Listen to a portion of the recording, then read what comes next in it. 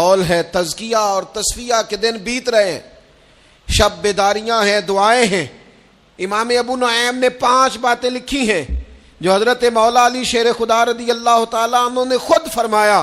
حضرت علی فرمانے لگے میری 5 باتیں یاد کر لو، اور فرمانے لگے اونٹوں پر بیٹھ کر تلاش کرنے نکلو گے تو یہ باتیں تمہیں ملیں گی کہیں بھی نہیں، لے لو ہم سے، حاصل کر لو، یہ فیض ہے۔ فرمایا ڈھونڈنے نکلو گے نا، ڈھونڈنے، تو تمہیں یہ ملیں گی، ڈھونڈنے سے نہیں چیزیں ملیں گی۔ فرمانے لگے 5 باتیں لے لو یار حضرت شیر خدا کی 5 باتیں، آج اس کو سبق کے طور پر رٹا لگا لو، اسے یاد کر لو، دل میں بٹھا لو۔ شیر خدا کی 5 باتیں، علم و حکمت کا نچوڑ، نبی پاک صلی اللہ تعالی علیہ وسلم سے لیا ہوا فیض، وہ حضور کی امت کو بانٹتے ہیں، اپنے سے محبت کرنے والوں کو عطا کرتے ہیں۔ حضرت مولا علی شیر خدا فرمانے لگے 5 باتیں لے لو، تم اونٹوں پر بیٹھ کے نکلو گے تو تھک جاؤ گے، لیکن یہ باتیں تمہیں کہیں نہ ملیں گی۔ حضرت علی باتیں بیان کرتے ہیں، فرماتے ہیں پہلی بات یہ یاد رکھنا، بندے کو امید صرف اپنے رب سے رکھنی چاہیے۔ جیت جاؤ گے دوستو دنیا میں اگر یہ بات آ گئی تو، بچ جاؤ گے، دل ٹھنڈا رہے گا، بے قراریاں، بے چینیاں، پریشانیاں جان چھوڑ جائیں گی۔ امید صرف اپنے رب سے رکھو۔ حضرت مولا علی شیر خدا رضی اللہ تعالیٰ عنہ دوسری بات بیان کرتے ہیں، فرماتے ہیں اپنے گناہوں سے ڈرا کرو۔ تم غریب ہونے سے ڈرتے ہو، تم تنگ دستی سے ڈرتے ہو، تم لوگوں کی دشمنی سے ڈرتے ہو، اپنے گناہوں سے ڈرو، کہیں ایسا نہ ہو کہ تمہاری نافرمانیاں رب کی ناراضگی کا سبب بن جائیں۔ اپنے گناہوں سے ڈرو۔ اور تیسرا مولا علی شیر خدا رضی اللہ تعالیٰ عنہ فرماتے ہیں اگر تم جاہل ہو نا، تمہیں پتہ نہیں، تو علم کے بارے میں سوال کرنے سے کبھی نہ شرمانا، پوچھ لینا فائدہ ہوگا، کسی سے بات کر لینا فائدہ ہوگا، کسی سے سیکھ لینا نفع ہو جائے گا، کسی کو مان لینا اپنا استاد، زندگی بھر سمجھدار ہو جاؤ گے، فیض یاب ہو جاؤ گے۔ اور حضرت علی شیر خدا چوتھی بات ارشاد فرماتے ہیں یہ علماء کے لیے، فرمایا اگر عالم کو کسی مسئلے کا علم نہ ہو تو غلط بات نہ بتائے، بلکہ کہہ دے واللہ اعلم، اللہ بہتر جانتا ہے۔ یہ بات یاد رکھیں، جس بات کا پتہ نہ ہو، جس کی خبر نہ ہو، جس پر عبور نہ ہو، اس بات کو آگے بیان نہ کیا جائے اور کبھی بھی غلط بات نہ بتائی جائے۔ یہ حضرت علی شیر خدا ہمیں سبق دیتے ہیں۔ اور 5ویں بات حضرت علی شیر خدا ارشاد فرماتے ہیں یاد رکھنا، ایمان میں صبر کی وہی حیثیت ہے جو جسم میں سر کی حیثیت ہے۔ اپنی زندگی صبر کے ساتھ گزارنا، زندگی میں کبھی بے صبرے نہ ہونا، حوصلہ نہ چھوڑ جانا۔ صبر بزدلی نہیں ہوتا، صبر تو اچھی تدبیر کو کہتے ہیں، صبر تو رب کریم کے فیصلے کے انتظار کو کہتے ہیں، صبر تو اللہ کی مدد کے نازل ہونے کے انتظار کو کہتے ہیں۔ فرمایا جو تمہارے جسم میں سر کا مقام ہے وہی ایمان میں صبر کا مقام ہے۔ یہ مولا علی شیر خدا نے ہمیں 5 باتیں دی۔ حضرت مولا علی شیر خدا کرم اللہ تعالی وجہہ الکریم ایک دفعہ بڑے علیل ہو گئے تھے، کمزوری آ جاتی ہے، بندہ بیمار ہو جاتا ہے۔ تو ہمارے ہاں بیمار لوگ بعض اوقات ایسا جملہ بولتے ہیں جو کفر کے زمرے میں چلا جاتا ہے۔ آپ پریشان ضرور ہیں، تکلیف میں ضرور ہیں، لیکن آپ بات وہی کریں گے جو شریعت اجازت دیتی ہے۔ حضرت علی شیر خدا شدید علیل تھے، ایک صحابی تیمارداری کرنے گئے تو حضرت مولا علی کا چہرہ دیکھ کے پریشان ہو گئے، کہنے لگے آپ تو بڑے سخت علیل ہیں، اللہ خیر کرے، اللہ تعالیٰ آپ کو صحت دے۔ تو حضرت علی کہنے لگے تو فکر نہ کر، مجھے اس بیماری سے کچھ بھی نہیں ہوگا۔ نے کہا کیوں؟ فرمانے لگے مجھے نبی پاک علیہ السلام نے فرمایا تھا علی اس وقت دنیا سے جاؤ گے جب داڑھی خون سے رنگین ہو جائے گی، تو اس کا مطلب ہے میں خنجر کے وار کے ساتھ شہید کیا جاؤں گا، میں بیماری سے دنیا میں نہیں جاؤں گا، میں یہ بیماری سے مجھے کچھ بھی نہیں ہوگا، اللہ مجھے شفا دے دے گا۔ چونکہ حضور نے فرمایا تے ساڈے نبی دی زبان ساڈے واسطے قرآن۔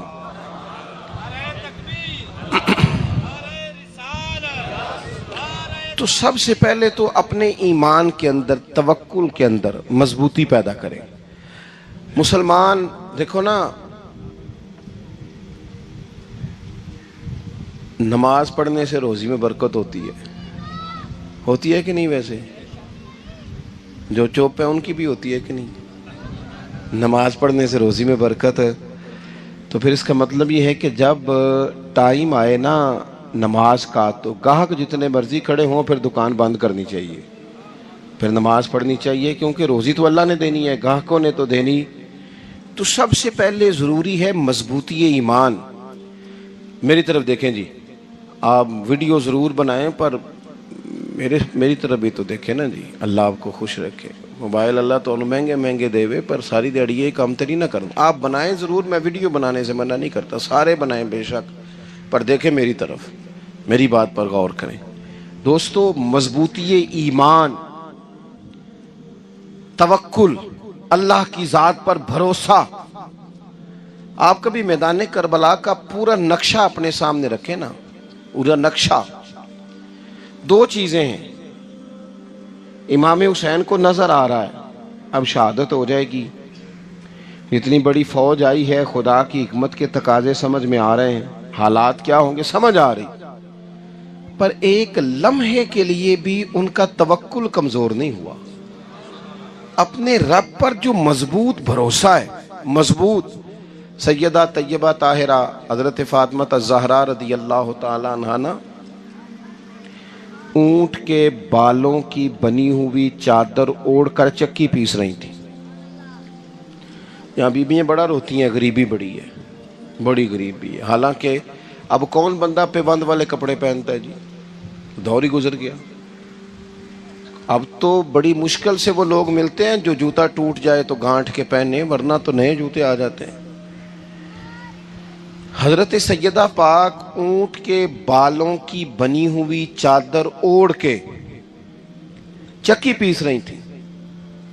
نبی پاک صلی اللہ علیہ وسلم نے دیکھا، آنکھوں میں آنسو ضرور آئے، پر محبوب نے فرمایا فاطمہ دنیا میں تھوڑی سی تکلیف برداشت کرو، قیامت کی ساری عزتیں اللہ آپ کو ہی عطا فرمائے گا. تو توکل کی مضبوطی، اللہ کی ذات پر بھروسہ، اپنے رب کریم کے ساتھ امیدوں کا وابستہ کرنا، اس سے مضبوطی آئے. دوسرا فرمایا وَعَمِلُوا الصَّالِحَاتِ، بہترین عمل کیا جائے زندگی میں، نیک اعمال کیے جائے، وقت ضائع نہ کیا جائے. ہر وقت کوئی نہ کوئی کام بندہ کرتا رہے. یہاں بہت سارے لوگ ہیں جن کو لوگ نیک کہنا شروع کر دیتے ہیں نا، وہ سمجھ لیتے ہیں شاید ہم سچی مچی نیک ہیں.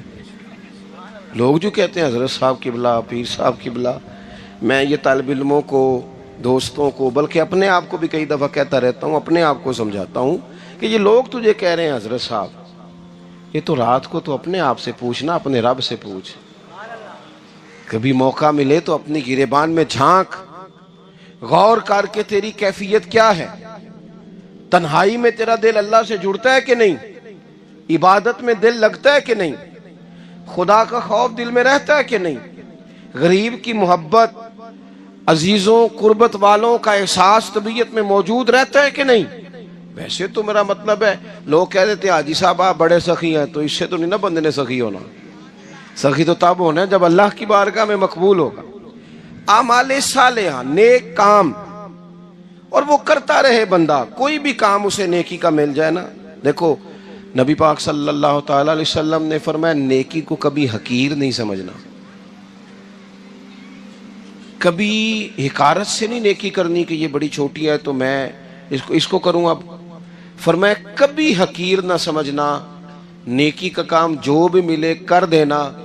فرمایا اگر بھائی سے مسکرا کے ملو گے بھی نا تو اس پر بھی اللہ تمہیں صدقے کا ثواب عطا کرے گا. ہم تو اس دین سے کے ماننے والے ہیں جو کہتا ہے تو گلی سے روڑا اٹھا دے، کانٹا اٹھا دے، کسی کی تکلیف دور کر دے، کسی اس پر گنجائش کر دے، کسی کے لیے آسانی کر دے. جو بھی خیر کا کام میسر آئے پورے دن میں اسے چھوڑے نہیں. صبح گھر سے نکلیں، وہ ایک صحابی تھے غالباً تابعی تھے، تو تو بازار جاتے اپنے غلام کے ساتھ تو سارا بازار گھوم کے واپس آ گئے. خادم نے کہا جناب کو نہ کوئی خریدا نہ کچھ بیچا. تو آپ سارا بازار گھوم کے آ گئے. فرمانے لگے تیرا کیا خیال ہے؟ میں نے کچھ بھی نہیں کیا. کہا جناب پھر کیا کیا ہے؟ فرمانے لگے تم نے دیکھا جو بندہ بھی گزرا ہے میں نے اس کو کہا السلام علیکم. تو کتنی کو نیکیاں میں جمع کر کے آ گیا ہوں. کوئی خیر جو میسر آئے. ہم سمجھتے ہیں کہ شاید کوئی کروڑ کو روپیہ ہوگا تو پوری مسجد بناؤں گا تو پھر میں نے نیکی کر دی ہے. شاید جناب میں، حالانکہ یہ چھوٹے چھوٹے کام ہیں نا، چھوٹے چھوٹے کام، ان کی تو زیادہ ضرورت ہوتی ہے، ان کی تو زیادہ حاجت ہوتی ہے. کوئی آپ رستے میں گزر رہے ہیں تو نیچے کوئی کھڈا بنا ہوا ہے تو اس پر ہم کیا کرتے ہیں؟ گاڑی میں بیٹھ کے تبصرہ کرتے ہیں اے روڈ کھورے کدوں بننا ہے. بھئی یہ کھڈا ہے نا تو آپ نیچے اترے نا، تو آپ دھابڑا لیں نا، کئی پکڑے نا، یہ تو 5 منٹ کا کام ہے، یہاں آسانی کر دیں نا، آپ اس میں گنجائش کر دیں. حضور سید عالم علیہ السلام نے فرمایا، امام راضی نے حدیث لکھی ہے، قیامت کے دن ایک بندے کو اللہ معاف کرے گا تو مالک وہ بندہ عرض کرے گا یا اللہ میں تو بڑا گنہگار ہوں، کس وجہ سے معافی ہوئی؟ فرمایا رات کے وقت تو گزر رہا تھا، تیرے پیر سے روڑا ٹکرایا تھا، تو نے اٹھایا ادھر ادھر دیکھ کے کہ کوئی اللہ کے کسی بندے کو تکلیف نہ ہو جائے. کہ مالک کو وہ تو میں نے زمانہ بیت گیا، کوئی اتنی بڑی بات بھی نہیں سمجھی. تو رب کریم نے فرمایا تو رات کے اندھیروں میں بھی میرے بندوں کا خیال رکھتا تھا تو میں تیرا خیال نہ کروں؟ کوئی عمل ہمارے ہاں لوگ کوئی کام نہیں کرتے، بالکل نہیں، کوئی کام نہیں، نہ بڑے نہ چھوٹے نہ سمجھدار نہ ان پڑھ، کچھ بھی نہیں. نشستن گفتن برخاستن، بیٹھو راج کے گپے مارو، تبصرے کرو فلانا کچھ نہیں کر رہا، فلانا کچھ نہیں کر رہا، اس کے بعد اٹھ کے چلے جاؤ. کچھ کریں، وعاملوا الصالحات، نیکیاں جمع کریں زندگی میں، خزانہ بنائیں، خزانہ. اپنی ڈیوٹیاں اپنی ذمہ داریاں پوری کریں، ہر وقت کام، ہر وقت ذمہ داری، ہر وقت ڈیوٹی. دیکھیں نا امام حسن اور حسین، ان کی آپ کبھی زندگی کا مطالعہ کریں. فرض نماز کے علاوہ 100 رکعت نماز نفل روز پڑھنی ہے. پتہ کرنا ہے غریب کہاں کہاں ہیں، ان کا خیال رکھنا ہے، اور نیرے پیسے نہیں دینے. ہمارے یہاں لوگ غریبوں کو پیسے ضرور دیتے ہیں، عزت نہیں دیتے. ان کو 4 پیسے کی مدد ضرور کر دیتے ہیں پر عزت نفس کا خیال نہیں رکھتے. امام زین العابدین رضی اللہ تعالیٰ عنہ فرماتے ہیں، گزر رہے تھے، آپ دیکھیں نا امام غزالی حدیث لائے ہیں کہ بندہ اور کچھ نہ کرے، کسی مومن کا دل راضی کر دے تو اللہ 60 سال کی نفلی عبادت کا ثواب عطا کرتا ہے. دل بدستاور کے حج اکبر است، از ہزارہ کعبہ یک دل بہتر است. کسی کا دل خوش کر دینا، اس کو راحت دے دینا، اس کو قرار دے دینا، اس کے لیے کوئی ایسا سامان کر دینا کہ بندہ مطمئن ہو جائے، سکون ہو جائے. یہ ہمارے ہاں جو لوگ ہوتے ہیں نا سرکاری ملازمین، ڈیوٹیوں والے، ان کی طبیعتوں میں تلخی ہوتی ہے. یہ اگر صرف پیار کرنے لگ جائے نا، سے وابستہ لوگ میرے احباب میں سے ہیں تو میں ان سے کہتا ہوں کہ شفا تو اللہ نے دینی ہے، چلو تم دعائی تو آج کے دیا کرو نا، تم آنے والے کی بات تو توجہ سے سنو. وہ بیچارہ اپنی بات، ہمارے ایک بزرگ تھے تو تعویذ لکھا کرتے تھے، بڑے عالم تھے. مجھے کچھ تھوڑی سی نا میرے دل میں ان کے بارے میں خفگی رہتی تھی کہ آپ اتنے بڑے عالم ہیں، آپ کتاب لکھیں، آپ تعویذ لکھ رہے ہیں، اور پھر لوگوں نے کمائی کرنی ہوتی ہے، آپ تو مفت دیتے ہیں سارا کچھ. اتنی لمبی ڈیوٹی، سارا دن بیٹھے رہتے ہیں آپ اور لکھتے تعویذ ہیں، پڑھائیں آپ. میں نے ایک دن ان سے گزارش کی، میں نے کہا شیخ آپ بڑے آدمی ہیں، جن لوگوں کو اللہ نے رسوخ فی العلم عطا فرمایا ہوتا ہے ان میں سے آپ ہیں. اللہ نے آپ کو پختگی دی ہے، علم میں شعوری عالم میں، آپ سارا دن تعویذ. فرمانے لگے یار میں تعویذ نہیں لکھتا، اصل مسئلہ یہ ہے کہ جو تعویذ لینے آتا ہے وہ اپنا سارا دکھ سناتا ہے. تو میں تعویذ نہیں لکھتا، میں نا بس لوگوں کے کلیجے ٹھنڈے کرتا ہوں. میں کسی کا، اب تو بچوں کے پاس ٹائم ہی نہیں، وہ تو ابا کا دکھ نہیں سنتے، بالکل نہیں. وہ تو ڈھونڈتے ہیں کوئی کونا ملے تو جا کے موبائل دیکھیں، وہ تو بیٹھتے ہی نہیں. اماں کہہ رہی ہوتی ہے کہ پتر کو 10 منٹ میرے پاس بھی بیٹھا کر، لیکن پتر مصروف بڑا ہے، ویڈیو چڑھانی ہے اس نے، ٹک ٹاک بنانا ہے اس نے نئی تصویر چڑھانی ہے. ہم الجھ گئے. یہ چیزیں انسان کو نفسیاتی طور پر کمزور کر دیتی ہیں. جو لوگ زیادہ یہ کام کرتے ہیں ان کے حافظے کمزور ہو جاتے ہیں, وہ الجھ جاتے ہیں, انہیں پتہ نہیں ہوتا رات میں نے کیا کہا تھا, صبح میں کیا کہہ رہا. ہر وقت نہیں, ضرورت کے وقت, ہر ٹائم نہیں, مخصوص اوقات میں. حضرت امام زین العابدین رضی اللہ تعالیٰ عنہ فرمانے لگے, ہم گزر رہے تھے, امام حسین ساتھ تھے, تو رستے میں نا کچھ غربا, غریب لوگ بیٹھ کے کھانا کھا رہے تھے. کہتے ہیں ہماری ان پر نظر پڑی تو انہوں نے حضرت امام حسین رضی اللہ تعالیٰ عنہ سے کہا, حضور آئیے, تشریف لائیے, کھانا کھائیے. وہ ضروری نہیں ہوتا آپ کو سب کا کھانا پسند ہی آئے, ٹیسٹ اپنے اپنے ہوتے ہیں, یہ ضروری تو نہیں. کھانا پسند نہ بھی آئے تو دل تو پھر بھی راضی رکھنا چاہیے نا.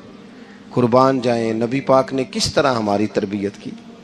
حضرت عائشہ صدیقہ رضی اللہ تعالیٰ عنہ فرماتی ہیں, کریم محبوب کا میں نے یہ طریقہ دیکھا کہ اگر کھانا نا پسند ہوتا تو چھوڑ دیتے, پر کبھی اس میں سے نقص نہ نکالتے, عیب جوئی نہ کرتے.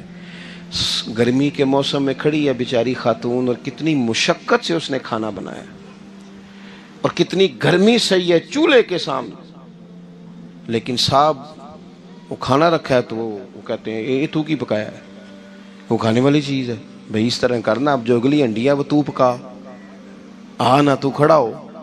یہ پتہ چلے یہ کام کتنی مشقت کا ہے. زندگی میں کچھ تھوڑا سا دوسروں کا خیال رکھنا یہ بھی تو دین کا حصہ ہے نا. آپ اپنی زندگی میں ہمیشہ اپنے لیے سوچیں, کسی اور کا سوچیں ہی نہ.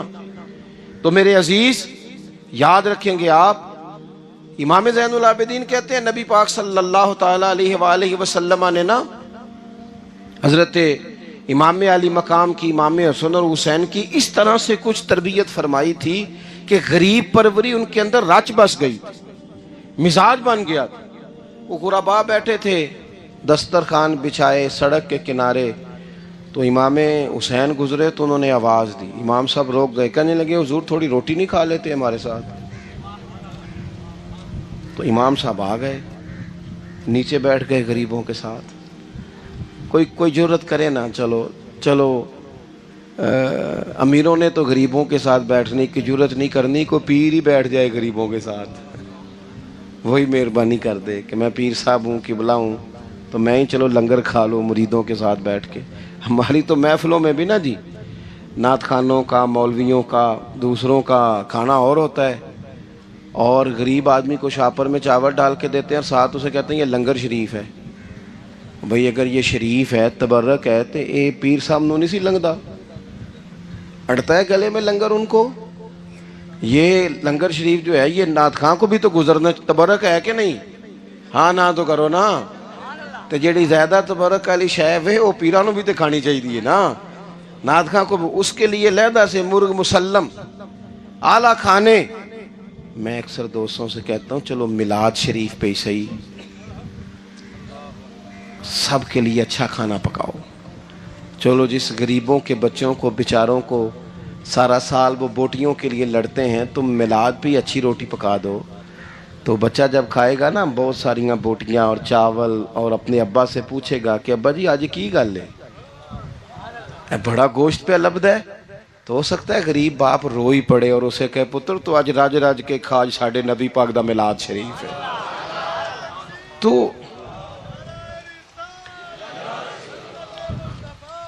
تو امام حسین رضی اللہ تعالیٰ عنہ نا آ کے غریبوں کے بیچ بیٹھ گئے زمین پہ. انہوں نے کہا کھائیے, تو وہ جس طرح وہ کھا رہے تھے نا سادے برتنوں میں امام حسین کھانا کھانے لگ گئے. میں نے کہا خیر کا کام کوئی بھی ملے اسے ضائع, چلو اور کچھ نہیں کر سکتے تھے, کسی کو سڑک ہی پار کرا دے نابینا کو, چلو اور کچھ نہیں کر سکتے, تو آپ کو پتہ ہے کہ سامنے والا بوجھ لے کے گزر رہا ہے, آپ تھوڑا سا ہٹ جائیں روڈ سے, اسے گزر لینے دیں. کوئی تو کام زندگی میں کوئی ارادہ تو خیر کا بندہ کرے. امام حسین بیٹھ گئے, ان کے ساتھ روٹی کھائی, تھوڑی دیر کے بعد اجازت لی, فرمایا جاؤں؟ کہنے لگے حضور اور کھائیے. فرمانے لگے میں تو ابھی روٹی کھا کے آیا تھا اور آج تک ایسا نہیں ہوا کہ دوبارہ کھانا کھاؤں, ایک لقمے کی بھوک نہیں تھی, جتنا بھی کھایا ہے نا یہ تمہارا دل خوش کرنے کے لیے کھایا ہے. غربا مساکین کی وعامل الصالحات, ایماندار بندہ ایمانداروں جیسے کام کرتا ہی اچھا لگتا ہے۔ 25 حج کیا امام حسن اور حسین نے مدینے سے مکے پیدل جا کے۔ کتنے بولیے؟ میں کہتا ہوں چلو ہم باجماعت نماز ہی پڑھ لیا کریں۔ چلیں، حضور صلی اللہ علیہ وسلم نے فرمایا فجر کی نماز پڑھ کے بیٹھ جاؤ، اشراق چاش تک اللہ کا ذکر کرو، 2 نفل اشراق کے 2 چاشت کے پڑھ لو، اللہ 2 حج اور 2 عمرے کا ثواب عطا کر دے گا۔ مشکل کام تو نہیں ہے، مشکل تو ہاں ہی نہیں کیتی تھے، یہ مشکل ہے۔ ویسے یہ کہ آنکھ کھل جائے تو 25-30 منٹ 40 منٹ موبائل پہ گزر جائے وہ تو سوکھا ہے، یہ مشکل ہے۔ دوستو، نیک اعمال ان پر کوشش، اہل بیت نے ہمیں سبق یہ پڑھایا ہے، حضور کے اصحاب نے ہمیں سبق یہ پڑھایا۔ تیسری بات فرمایا وَتَوَاصَوْا بِالْحَقِّ، صرف یہ نہیں کہ تم نماز پڑھ کے تو بیٹھ جاؤ، تم نے نا بے نمازی کو نماز کی دعوت بھی دینی ہے۔ مظلوم پر ظلم ہوتا رہے اور کونے میں چپ کر کے بیٹھے نہیں رہنا، بلکہ اگر ہاتھ پکڑا جا سکتا ہے تو ظالم کا ہاتھ پکڑنا ہے۔ نبی پاک علیہ الصلوۃ والسلام نے فرمایا اپنے بھائی کی مدد کرو چاہے وہ ظالم ہو یا مظلوم ہو، بھائی کی مدد کرو چاہے ظالم ہو یا مظلوم ہو۔ تو صحابہ نے عرض کی یا رسول اللہ صلی اللہ تعالی علیہ وسلم، یہ مظلوم کی مدد تو سمجھ میں آتی ہے، یہ ظالم کی مدد کیسے کریں؟ نہیں سمجھ آ رہی ہے آپ کو بات کی؟ یا رسول اللہ صلی اللہ تعالی علیہ وسلم، مظلوم کے ساتھ کھڑا ہونا تو ہماری عقل میں آ گیا، تو ظالم کی مدد کیسے کرنی ہے؟ تو نبی پاک صلی اللہ تعالی علیہ وسلم نے فرمایا ظالم کو ظلم کرنے سے روک دو، تم نے اس کی مدد کر دی، اسے باز کرو۔ لیکن ہم تو اتنی جرت ہی نہیں رکھتے بدی کو بدی کہنے کی، اتنی طاقت ہی نہیں ہوتی، جھوٹ کو جھوٹ کہنے کی ہمت۔ ہمارے گھر میں سارا کچھ ہو رہا ہوتا ہے، ہمیں پتہ ہوتا ہے کہ فلاں جگہ پہ ہمارا قبیلہ ہماری برادری غلط ہے، پر اتنی جرت کرتے، ہم سچ بولتے ضرور ہیں پر دوسروں کے بارے میں، اپنے بارے میں سچ بولنے کو تیار نہیں ہوتے۔ جرت کا مظاہرہ کریں، زندگی میں حق کو حق کہنا سیکھیں، غلط کو غلط کہنا سیکھیں، جھوٹ کو جھوٹ کہیں، بدی کو بدی کہیں، سچائی کا ساتھ دیں ہمیشہ۔ ہم نے جب تک دیکھو نا ظلم ہوتا رہے، زیادتی ہوتی رہے، اپنا دروازہ اندر سے بند کر لو، پتر باہر نہ جانا، کیوں جی باہر اس پہ ظلم ہو رہا ہے، ان کے گھر آگ لگی ہے، کوئی ہمارے گھر تو نہیں نہ لگی۔ یاد رکھنا پڑوسیوں کی آگ نہ بجھاؤ گے تو اپنے گھر بھی آ جائے گی۔ اگر مظلوم کا ہاتھ نہیں پکڑو گے تو ظالم دلیر ہو جائے گا۔ اور ہمارے جتنے بھی بزرگ گزرے انہوں نے ظالموں کو ظالم کہا۔ امام احمد بن حنبل نے جیل کاٹی، امام اعظم ابو حنیفہ نے جیل کاٹی۔ آج کل لوگ کہتے ہیں مولانا صاحب آپ نے نا جناب غلط کو غلط نہیں کہنا، سیاست کی بات نہیں کرنی۔ کیوں جی؟ کس لیے نہیں کرنی؟ سیاست تو تدبیر کا نام ہے۔ بنو اسرائیل میں جتنی بھی تدبیر ہوتی تھی وہ سارے انبیاء کیا کرتے تھے، کیوں نہ بات کریں؟ یہ جن کرسیوں پہ آج تم نے ظالم و جابروں کو بٹھایا، یہ کرسی تو حضرت ابوبکر صدیق جیسے لوگوں کی ہے، یہ تو حضرت عمر جیسے لوگوں کی سیٹ ہے، حضرت عثمان غنی جیسے لوگوں کا کام ہے، مولا علی جیسے لوگوں کا کام ہے۔ غلط جگہوں پہ غلط لوگ بٹھا دی اور پھر جھوٹے کو جھوٹا بھی نہ کہیں، ظالم کو ظالم بھی نہ کہیں۔ ہم سے نہ رقم ہوں گے قصید یزید کے، کیونکہ ہم لوگ تو حسین کے سیرت نگار ہیں۔ یہ کیا بات ہوئی؟ آپ سچی بات ہی نہ کریں، کلمہ حق کہیں، ہمیشہ کھری بات کہیں، سچی، گرچہ اپنا نقصان ہو، حق کے ساتھ کھڑے ہونا سیکھیں۔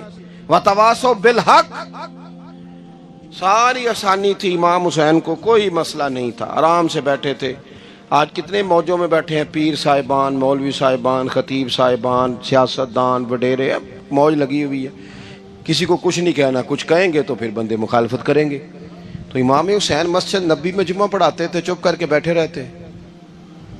حضور سید عالم علیہ السلام کے مزار انور کے پاس بیٹھے تھے، بیٹھے رہتے، لیکن امام حسین نے فرمایا ظالم حکمران بنے تو وہ قوموں کو تکلیف دیتے ہیں، وہ ملی نقصان کرتے ہیں، وہ امت کا چہرہ مہرہ بگاڑ کے رکھ دیتے ہیں، لہذا کھڑے ہونا پڑتا ہے، کلمہ حق کہنا پڑتا ہے، الہ کلمت الحق کے لیے نکلنا پڑتا ہے۔ آپ اپنی زندگی کے اندر سچی بات کرنا سیکھیں۔ الیکشن کے دن آ گئے، میرے ایک بڑے محبت والے ساتھی تھے، وہ آ گئے ووٹ کے لیے۔ ویسے بھی یہ جو بیماری ہمارے ملک میں نا جی، ہمارے ہاں حکمران بعضوں کا کہتے ہیں اوے ہو جی جمہوریت بڑی ضروری ہے۔ وہ بھی کس مصیبت کا نام ہے جمہوریت؟ اقبال تو کہتے ہیں کہ یہ وہ چیز ہے کہ جس میں پتہ ہی کوئی نہیں ہوتا پڑھے لکھے ان پڑھ کا، چھوٹے اور بڑے کا، سیانے اور بیوقوف کا۔ جمہوریت وہ طرز حکومت ہے کہ جس میں بندوں کو گنا کرتے ہیں تولا نہیں کرتے رہتے ہو ہر وقت۔ قوم کو اس کا حق ملنا چاہیے، غریب کی مدد ہونی چاہیے، انصاف ملنا چاہیے۔ باقی یہ تمہاری کہانیاں ہیں ڈکٹیٹرشپ اور جمہوریت، اور ہمیں تمہاری سمجھ بھی نہیں آتی۔ ہر ڈکٹیٹر کے ساتھ ہوتے ہو، باتیں جمہوریت کی کرتے ہو، جہاں تمہارا دل کرتا کھڑے رہتے ہو۔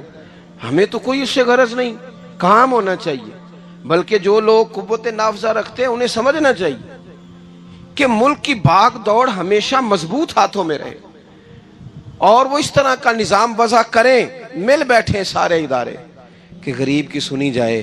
وہ مجھے بڑی اچھی طرح یاد ہے جب وہ ایک حکومت ختم ہوئی اور جو ایک فوجی رہ کے گئے تھے 11 سال، ان کی حکومت آئی تو میں باہر نکلا تو ایک بزرگ تھے، وہ صبح صبح ناشتہ بیچا کرتے تھے ہمارے علاقے میں، چاول اور چنے بنے۔ تو میں نے ان سے کہا بزرگوں پتہ لگا جی رات دی حکومت بدل گئی ہے۔ تو فرمان لگے پتر جیڑا مرضی بھی آ جائے، میں تو یا چول بیچ کے روٹی کھانی ہے، ہمیں تو ان سے غرض ہی نہیں۔ اللہ جانے کون آیا کون گیا، تو کھیل تماشا بنایا ہوا ہے۔ تو جھوٹے کو جھوٹا کہیں۔ میرے ایک دوست ہیں الیکشن لڑتے ہیں، مجھے ایک دفعہ آ کے کہنے لگے آپ نے کبھی ووٹ نہیں ڈالا، اس دفعہ ضرور ڈالے۔ میں نے کہا نہیں ڈالتا میں۔ کہنے لگے ووٹ قوم کی امانت ہے، تو میں نے کہا امانت کسی بے ایمان کو دے دوں؟ امانت تو امانت دار کو دی جاتی۔ نہیں سمجھے آپ بات؟ یہ سارے کہتے ہیں نا ووٹ قوم کی، تو امانت کس کو دینی چاہیے؟ صحیح بتاؤ۔ چلو ہوں تسی بولنا نہیں، بس دل وچ گل رکھنی، دل وچ دیندے ویسے امانت دارا نہیں ہونا۔ نہیں میں نے کہا بولنا نہیں، ہمیں کسی نے پتہ نہ لگ جائے۔ دیتے ویسے امانت داروں کو ہی ہو نا۔ یہ اپنے دل سے پوچھو، فیصلہ لو، اللہ سے ڈرو۔ ظالم کا مددگار ظالم ہوتا ہے، ظالموں کا مددگار ظالم ہوتا ہے۔ وہ تیرے میرے ووٹ پر جیت کر جب ظلم کرے گا تو پھر کون ہے جو یہ دعویٰ کرے گا کہ جناب میں ظالم کا مددگار نہیں؟ سوچو سمجھو غور کرو۔ عزیز بھائی، امام حسین رضی اللہ تعالیٰ عنہ نے فرمایا سچ کو سچ کہیں گے، جھوٹ کو جھوٹ کہیں گے۔ یہ نہیں ہو سکتا کہ جناب ظلم ہوتا رہے اور چپ رہے۔ اور یہ سبق کہاں سے پڑھا انہوں نے؟ مولا علی شیر خدا سے۔ ہم تو اپنے بچوں کو کہتے ہیں نا باہر ظلم ہو رہا ہے تو پتر تو نہ باہر جانا، ہماری نہیں لڑائی۔ لیکن جب حضرت عثمان غنی رضی اللہ تعالیٰ عنہ پر بلوائیوں نے حملہ کیا نا، تو چونکہ حضرت عثمان غنی خالو تھے امام حسن اور حسین کے، حضرت عثمان خالو ہیں، سگے خالو ہیں، تو حضرت مولا علی شیر خدا نے یہ نہیں کہا کہ پتر اتنے بندے آ گئے ہیں، تلواریں ہیں، محاصرہ ہے، باہر نہ نکلنا، بلکہ حضرت مولا علی نے خود اپنے دونوں بیٹوں کو تلواریں پکڑائیں اور حضرت عثمان غنی کے دروازے پہ کھڑا کر کے کہا پتر خیال رکھنا تمہارے ہوتے ہوئے کوئی بھی شخص حضرت عثمان غنی کا دروازہ نہ کراس کر پائے۔ خود اپنے بچوں، ہر جنگ میں حضرت علی ساتھ لے کے جاتے تھے۔ ہم تو بچوں کو دلیری سکھاتے ہی نہیں، بزدل۔ اور کچھ ہمیں بابے مل گئے، وہ کہندے ہیں منڈے نو سایا ہے، میں کہ بابے نو آپ سایا ہے، انہوں بھی کرو دم کراؤ، اس کو نظری سایہ آتا ہے۔ کیسے نادانوں سے پالا پڑ گیا۔ کیا ہوتا ہے وہ سایہ؟ اچھے بھلے سیانے نوجوان بتی بند کر کے اندر لیٹا ہوا بچہ ہے، بابا کہہ گیا انہوں سایہ ہے۔ بابا کہڑا کہہ گیا جڑا باہر روٹی لین آیا سی، بھی ایڈی پہنچی سرکار ہوندی تے ٹکر ہی گھر کھا لیندی۔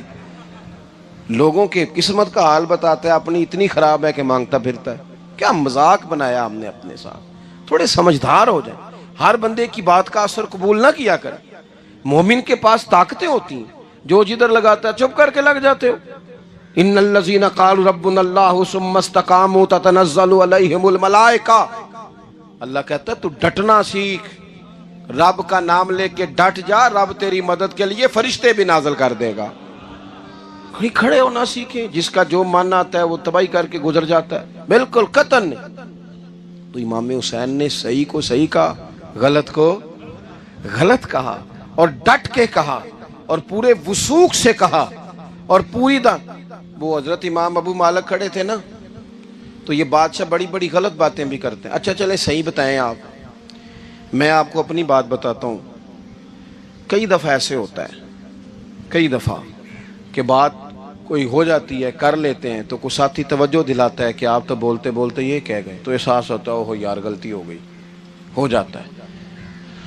بڑے بڑے جو محدثین تھے، بڑے بڑے لوگ، انہوں نے کہا یار ہماری یہ رائے تھی، پھر اس کے بعد ہمیں یہ پتہ چل گیا، اب ہماری رائے بدل گئی ہے، اس کو رجوع کرنا کہتے ہیں، بڑے بڑے لوگوں نے کر لیا۔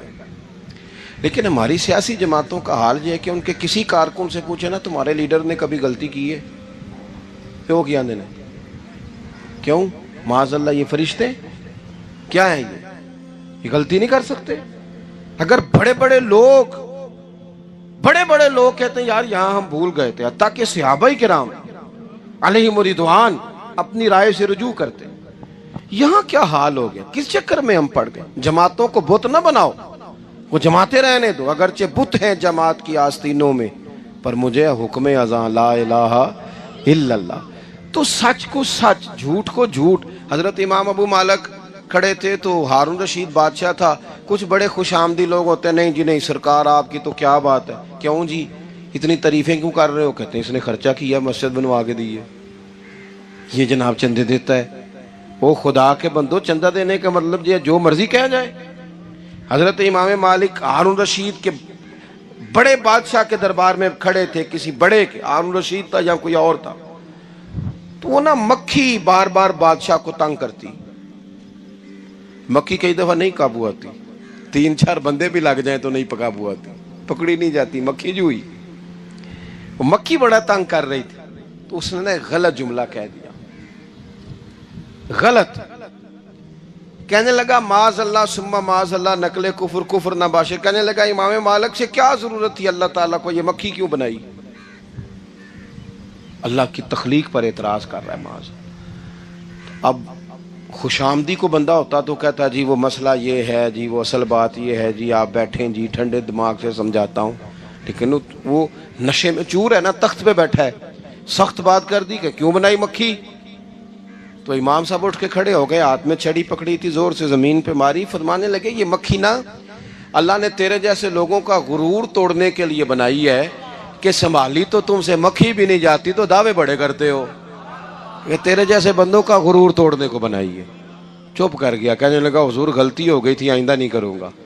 تو آپ جب جھوٹ کو جھوٹ کہتے ہیں اور سچ کو سچ کہتے ہیں، حق کی تعریف کرتے ہیں، باطل کو بیان کرتے ہیں، پھر لوگ مخالفت کرتے ہیں۔ اب جب لوگ مخالفت کریں گے پھر تکلیف آئے گی، اور تکلیفیں بڑی سونی ہوتی ہیں۔ جب تکلیف آئے تو رب کہتا ہے وَتَوَاصَوْا بِالصَّبْرِ، اب ایک دوسرے کو صبر کی نصیحت کرو۔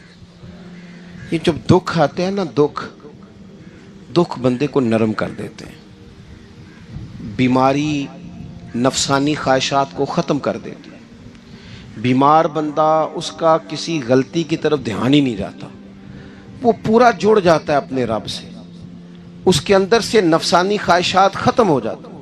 جب آپ دکھی ہوتے ہیں نا، پھر کوئی سجدے کا مزہ آتا ہے، پھر کوئی دعا میں لطف آتا ہے، پھر کوئی رب سے دل لگانے میں مزہ آتا ہے، پھر دل کرتا ہے کہ کوئی بندہ موجود نہ ہو، میں اکیلا ہوں مسجد میں، رج کے یاد کروں اپنے مالک کو۔ جب آپ صبر کرتے ہیں، قرآن پاک میں نا کم و بیش کوئی 99 کے قریب، 90 سے زیادہ مرتبہ صبر کا ذکر ہے، اور محدثین نے تصریح کی ہے کہ کوئی 500 کے لگ بھگ حدیث پاک میں صبر کا ذکر ہے، حوصلے سے، صبر سے۔ وَتَوَاصَوْا بِالصَّبْرِ، صبر بندہ کر کے دکھائے، اس کے اندر حوصلہ ہو، دلیری ہو۔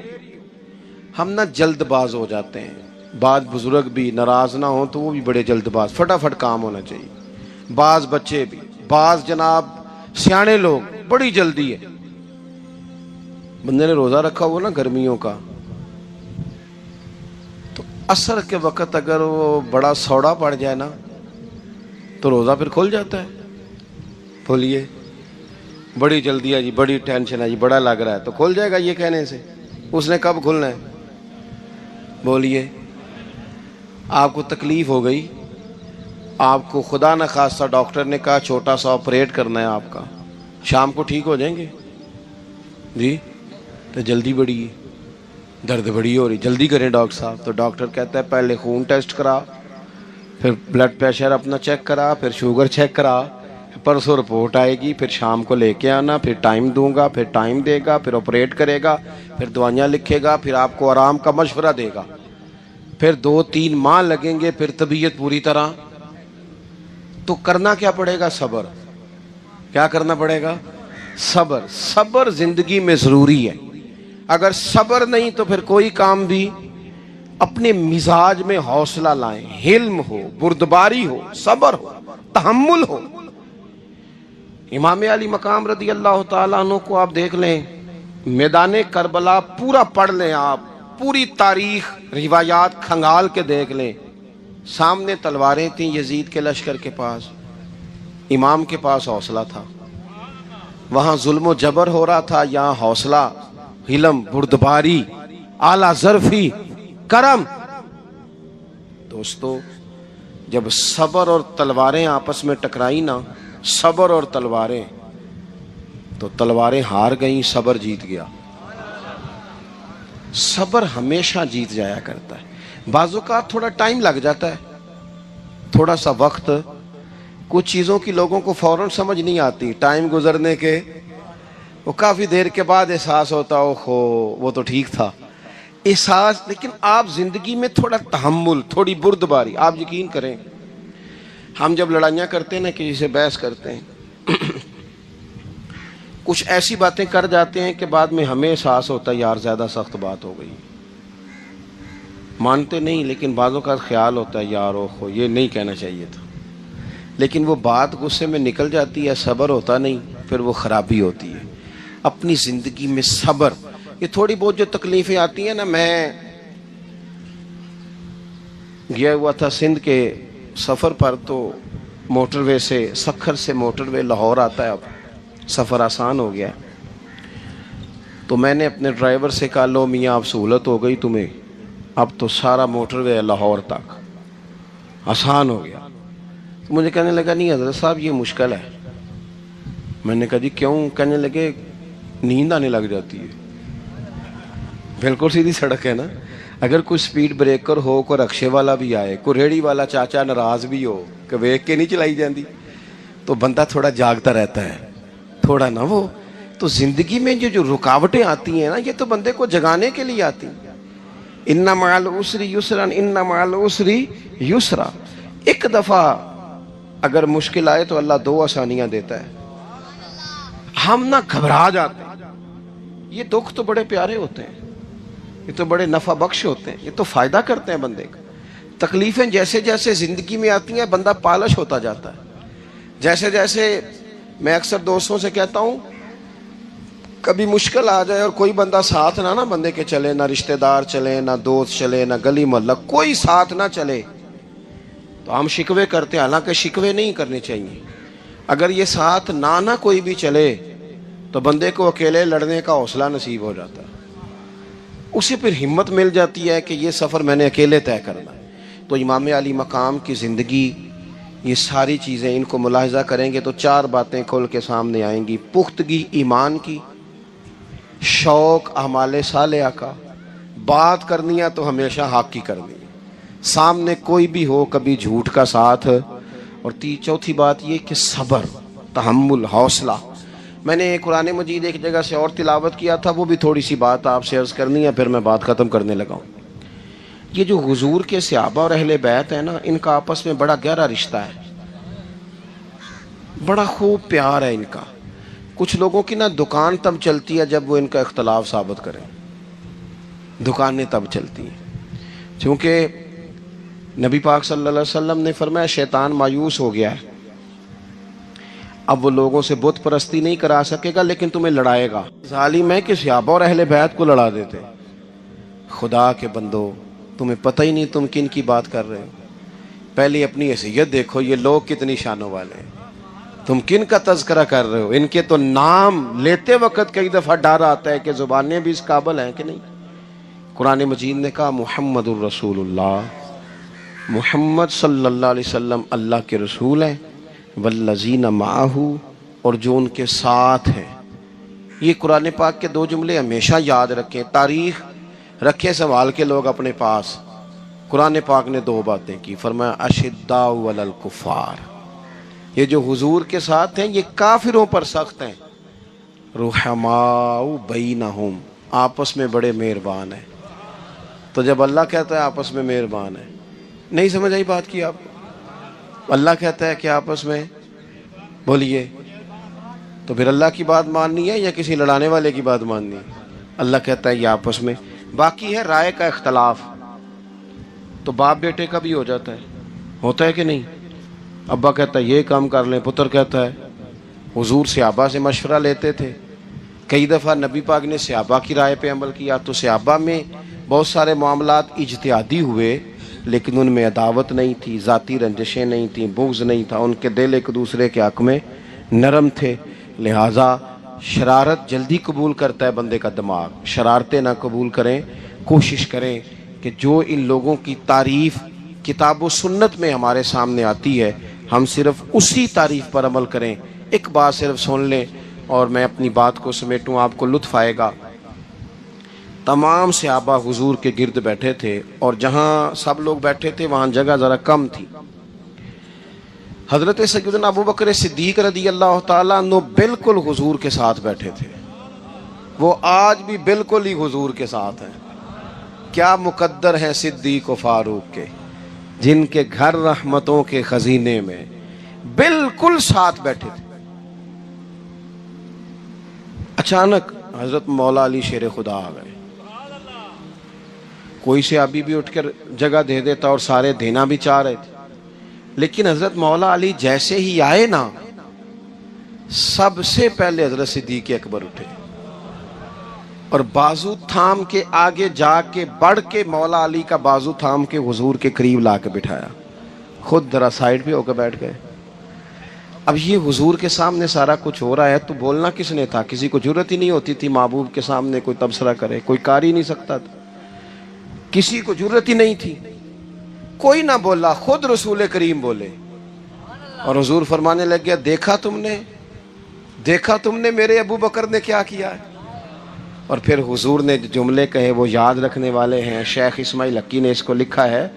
نبی کریم فرمانے لگے عزت والا ہی کسی کو عزت دیا کرتا ہے, فضل والے لوگ ہی دوسرے کا فضل سمجھا کرتے ہیں.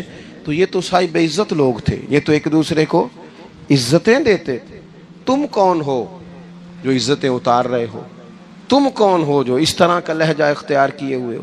تو ان لوگوں کا آپس میں گہرا تعلق, ربط, پیار, محبتیں, خلوص, وارفتگیاں. تو کبھی بھی کسی ایسے شخص کے چکر میں نہ آئیں جو ہمیں ان لوگوں سے لڑانے کی صحیح کرے. کہ اللہ والے جہاں ہوتے ہیں وہاں دعائیں قبول ہوتی ہیں. آپ کو پتہ ہے بیت المقدس, مسجد اقصی, یہ مسلمانوں کا قبلہ اول ہے, اور بلکہ پچھلے انبیاء کرام علیہ السلام کی بھی وہ مقدس جگہ رہی ہر زمانے میں. اور اس کی عظمت کا کیا کہنا, قرآن نے اس کے متعلق کہا ہے الذی بارکنا حولہ, اس کے ارد گرد ہم نے خوب برکتیں رکھی ہیں. مسجد اقصی, حضرت زکریہ علیہ السلام متولی تھے, بیت المقدس کے امام تھے, اور آپ کی عمر مبارک 80 سال یا 90 سال کے قریب ہو گئی تھی, اولاد نہیں تھی. یہ وہی زمانہ ہے جب حضرت بی بی مریم پیدا ہوئی تھی. ان کے والد عمران, ان کی ماں حنا. حضرت عمران اور حنا کے گھر میں جب حضرت مریم پیدا ہوئی تھی تو یہ منت سے پیدا ہوئی تھی. قرآن میں اس کا ذکر ہے سورہ آل عمران میں, اذ قالت امرأۃ عمران ربی انی نذرت لک ما فی بطنی محررا فتقبل منی انک انت السمیع العلیم. عمران کی بیوی نے یہ منت کی تھی کہ اگر میرے پیٹ میں جو ہے وہ بیٹا ہو تو میں اس کو مسجد اقصی کے لیے وقف کر دوں گی. لیکن بیٹی پیدا ہوئی بیٹی ہونے کے باوجود وہ لے کر کے آئی بیت المقدس میں دے دیا. اور بیت المقدس میں کون تھے؟ حضرت زکریا علیہ السلام. انہوں نے لے لیا اور کہا کہ ٹھیک. اس زمانے میں ہوتا ہوگا اس طرح وقف کر دیتے تھے بچوں کو. تو حضرت زکریا علیہ السلام پرورش پر مامور ہو گئے بی بی مریم کے, اور بی بی مریم کو ایک محراب میں رکھ دیا گیا اور اس کو محراب مریم کہتے ہیں. اور وہاں ان کی پرورش ہو رہی تھی. اور پرورش کس انداز کی؟ اللہ اکبر. قرآن میں اس کا بھی ذکر ہے. قال یا مریم انا لکی ھذا, جب کلما دخل علیہا زکریا المحراب وجد عندها رزقا. جب حضرت زکریا علیہ السلام محراب مریم میں جاتے تھے تو دیکھتے کہ عجب پھل وہاں پر ہیں جو بے موسم کے ہیں. موسم نہیں ہے لیکن اس کے پھل وہاں موجود ہیں. پوچھا یہ مریم کہاں سے آتے ہیں تمہارے پاس؟ قالت هو من عند اللہ. بی بی مریم نے کہا یہ سب اللہ کی طرف سے مجھے ملتا ہے. ان اللہ یرزق من یشاء بغیر حساب. بے شک اللہ جسے چاہتا. میں نے آپ کو تمہیداً کیوں واقعہ بیان کیا. حضرت بی بی مریم چھوٹی ہیں, محراب مریم میں ہے, رزق ان کے ہاں پہنچ رہا ہے. زکریا علیہ السلام خود اللہ کے نبی ہیں, متولی ہیں, امام ہیں مسجد کے. لیکن آگے قرآن کہتا ہے ہنالک دعا زکریا ربہ قال رب هب لي من لدنك ذرية طيبة انك سميع الدعاء. ان کی اولاد نہیں تھی حضرت زکریا کی. قرآن کہتا وہی محراب مریم میں کھڑے ہو کر زکریا علیہ السلام نے دعا کی اپنے رب سے. دعا ربہ, اپنے رب سے دعا کی کہ اے اللہ مجھے نیک و صالح اولاد عطا فرما. ذریۃ طیبہ, تو بے شک دعاؤں کو سننے والا ہے. اور پھر محراب مریم میں جب کھڑے ہو کر کے انہوں نے دعا کی تو کیا ایسی چلی گئی دعا؟ فنادته الملائکۃ وهو قائم یصلی فی المحراب ان اللہ یبشرک بیحییٰ. اسی وقت فرشتوں نے آ کر کے کہا اے زکریا آپ کو مبارک ہو, اللہ آپ کو یحییٰ علیہ السلام کی شکل میں بیٹا عطا کر رہا ہے. دعا بھی قبول ہوئی. میں آپ سے یہ کہنا چاہتا ہوں بیت المقدس بہت بڑی جگہ ہے, مسجد اقصی بہت بڑی جگہ, عبادت کی جگہ ہے. حضرت زکریا کہیں پر بھی مصلی پہ کھڑے ہو کر کے دعا کرتے, اپنی صف میں کھڑے ہو کر دعا کرتے. لیکن قرآن کہہ رہا نہیں, جہاں بی بی مریم بیٹھی تھی وہاں آ کر انہوں نے دعا کیا. آیت یہ بتاتی ہے اللہ والے جہاں بیٹھتے ہیں وہاں دعائیں قبول ہوتی ہے. اب جب ایک نبی کی دعا بی بی مریم کے قریب کھڑے ہو کر کرنے سے قبول ہوئی تو پھر امتی کی دعا نبی کے آستانے پر کیوں نہیں قبول ہوگی؟ ایک امتی اپنے محبوب اولیاء کاملین کے آستانے پر جا کر دعا کرے تو کیوں نہ قبول ہوگی؟ بہرحال اعلیٰ حضرت نے جو فرمایا ہے وہ سچ ہے کہ اجمیر معلیٰ ہو کہ بغداد مقدس ہو, دعاؤں کی قبولیت کے لیے اکسیر ہے. بہت تیز دعائیں قبول ہوتی ہیں. اللہ ہماری دعائیں قبول فرمائے. میرے عزیزو, مختصر عرض کروں گا, اجمیر مقدس سرکار غریب نواز رضی اللہ تعالیٰ عنہ کا اپنا وطن نہیں ہے. ان کا وطن تو سیستان, یعنی یہ اس زمانے کا خراسان تھا. خراسان کے سنجر کا ایک علاقہ جہاں پر آپ کی ولادت ہوئی. اور ولادت کا مسئلہ ایسا ہے, سنجر جو شہر ہے نا, اس شہر کی ایک خصوصیت تھی. گاؤں تھا, اس کی ایک اسپیشلٹی کیا تھی پتہ ہے سنجر کی؟ اس کی اسپیشلٹی یہ تھی کہ اس پورے گاؤں میں ایک بھی آدمی ایسا نہیں تھا جو تہجد نہ پڑھتا ہو. 5 وقت کی نمازوں کی بات نہیں کر رہا ہوں, تہجد. کسی ایک کی بھی تہجد قضا نہیں ہوتی تھی. اس پورے گاؤں کی خاصیت تھی. لیکن ایک دن ایسا ہوا, رات کو سب تہجد کے لیے اٹھتے تھے, اچانک اجالا ہو گیا. یعنی فجر کا جیسا اجالا ہوتا ہے, رات کو یہ لوگ اٹھ کر کے آخری حصے میں تہجد پڑھتے تھے. ایک نوجوان باہر آیا, دوسرا آیا, تیسرا آیا, دیکھا کہ ارے اجالا ہو گیا اور ہماری تہجد نہیں ہوئی. اس دن ایک رات ایسی آئی کہ وہ لوگ تہجد نہیں پڑھ پائے, اور گھروں میں سے نکلتے آئے اور سب لوگ جمع ہونے لگے اور کہا میں بھی نہیں پڑھا. ایسا کیسا ہو سکتا ہے کہ کوئی نہیں پڑھا اس دن؟ سب باہر آئے اور اجالا ہو گیا. تو لوگ بڑے افسوس میں تھے, کیا ہمارے شہر پر اللہ کا کچھ اس کی ناراضگی ہے کہ اجالا ہو گیا, ہم میں سے کوئی نہیں اٹھ سکا تہجد کے لیے. تو ایک 90 سال کے بزرگ تھے, وہ بھی آئے لکڑی پکڑتے ہوئے, کہا, سبوں نے کہا یہ تو پڑھے ہوں گے. ان سے پوچھا تو انہوں نے کہا میں بھی نہیں پڑھا, آج تہجد آج نہیں پڑھا. کہا کہ ایسا کیسے ہو گیا,